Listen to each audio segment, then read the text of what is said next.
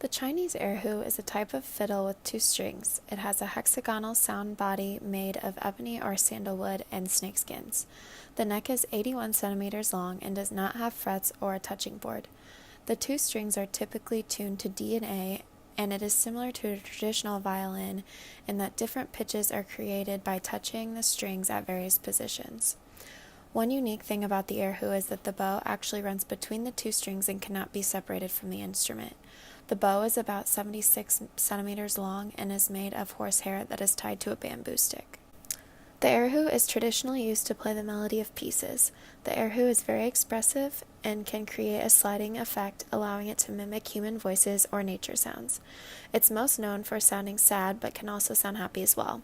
The clip demonstrates the versatile sounds the instrument can create. 较丰富的表达能力，它可以表现很多种声音，鸟叫。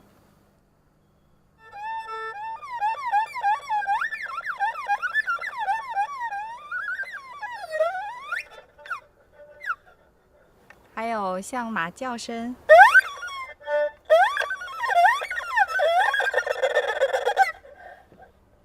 表现比较悲伤的声音。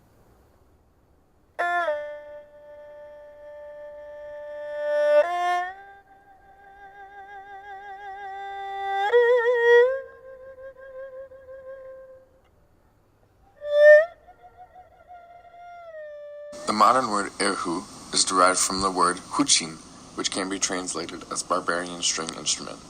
Now the word huqin has been traced back as early as the Tang Dynasty, which lasted from 618 to 907 BCE. Now the poems from that time period referred to the huqin as an instrument that is plucked or strummed. Now throughout Chinese history, the origins of the modern erhu are a bit difficult to pinpoint because there are many instruments with similar names that actually could have been the same instrument or not.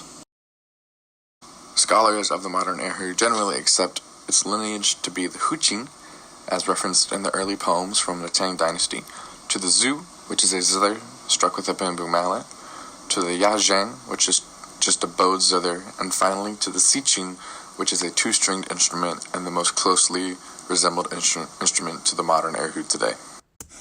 Most research considers the erhu's ancestors to be imported, since China imported many musicians. Most of these likely arrived to China by the late 11th century. And the period between 1279 and 1644 saw a widespread acceptance of the fiddle, which then became prominent throughout Chinese opera.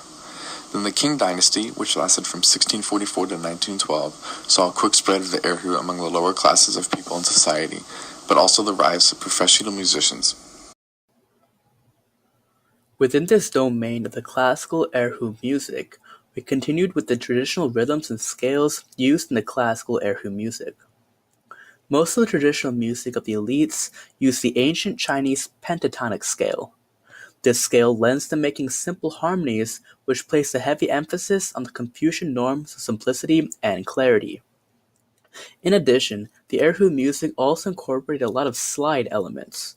This is due to the design of the instrument and the lack of frets on the instrument. This also led to the common use of techniques such as slides, but also slurs, glissandi, trills, bowing, and pizzicato techniques. When it comes to listening to the classical erhu music, there are several theaters in China that offer this experience. Several theaters such as the Liwan Theater in Beijing and Yifu or Tianchen Theater in Shanghai are noted for their classical operas where traditional music accompaniment is a highlight of the shows. Both of these theaters are known for their long history of Peking opera and their introductions to the performing art. The repertoire is an interesting combination of delightful humor and old Beijing culture, all performed with ambitious intricacy and style. At these theaters, you will find a popular introduction to the Chinese classical opera featuring Chinese classical erhu. Traditional erhu ensemble music dates back 1,000 years, but most songs performed today were only developed after the early 1900s. Recent compositions still have clear ties to traditional erhu music, but most include a new take on old classics or fusions with Western music. For example, the Music of China Ensemble performs traditional arrangements like A Song in the Rice Field, and newer pieces like The Moon over the Guan Pass. which combines a 1931 Erhu score with ancient poetry from the Tang Dynasty. The orchid ensemble likewise blends ancient Chinese musical instruments and traditions with others.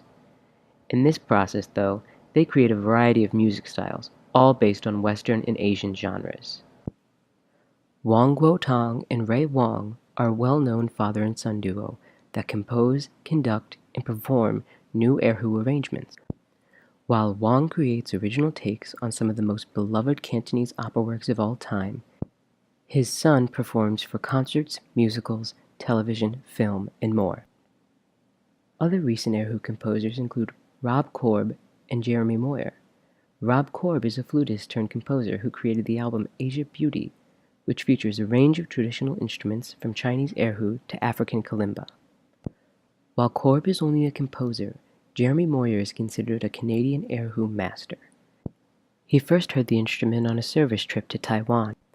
When he came back to the country some years later, he met a postal worker named Zhang, who taught him how to play the Erhu. Since then, Moyer has released 3 albums. Each is influenced by the development of his personal style and background in violin, piano, and guitar. Tianhua Liu was born in 1895 and died in 1932. He was a Chinese musician and composer, best known for his innovation work for Erhu, the Chinese two-string field, and he improved the traditional Chinese music during the Republic of China period. And the Chinese music started dying, so he began to develop the traditional Chinese music. Since there are a lot of Chinese musicians decide that Western music are more modern and can completely replace the traditional Chinese music, but he disagreed with that. So he wanted to keep the spirit and the tradition of Chinese music, coordinate Western and Chinese music smoothly. Tianhua Liu started to improve the Erhu from 2-part material and technical advance, and he used different material to make the Erhu and make it cheaper and easier to play. And he changed the playing method of Erhu. He combined violin and other traditional Chinese instrument playing method into Erhu and make it easier for beginner to play. And he also improved the music score, make it people have easy to remember and collect the scores, which made a big improvement for traditional Chinese music. And he also created a lot of Erhu works, including 10 solo songs and 47 practice songs for Erhu.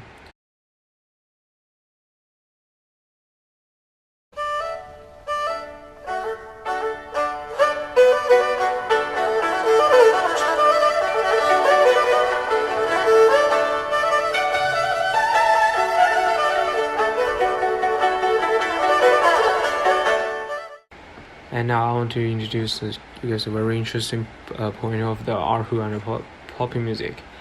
Since the Tianhua Liu laid a very solid foundation for development of Erhu, some musicians started to think and combine Erhu with pop music, which is very interesting. That the traditional Chinese music has a very fluid and great